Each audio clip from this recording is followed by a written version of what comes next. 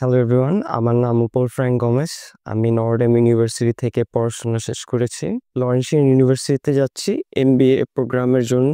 Radiance মানে হলো গিয়ে রেজা স্যার। আর রেজা স্যারকে আমার আব্বু অনেক আগে থেকে চিনতো।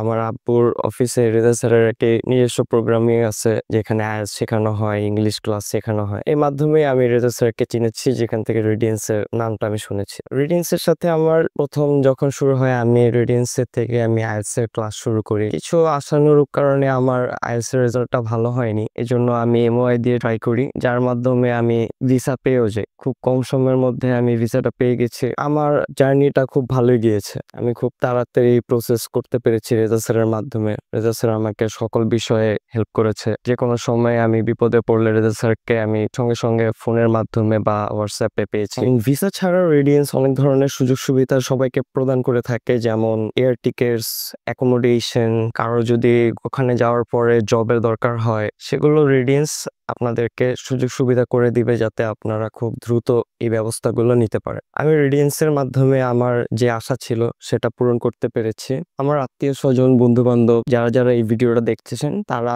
সকলেই রেডিয়েন্সের সাথে যোগাযোগ করতে পারেন। যারা বাইরে পড়াশোনার জন্য যেতে ইচ্ছুক, তারা সকলেই ভালো একটি ফলাফল পাবেন রেডিয়েন্সের সাথে যোগাযোগ করার পরে। Thank you Radiance, thank you Reza sir.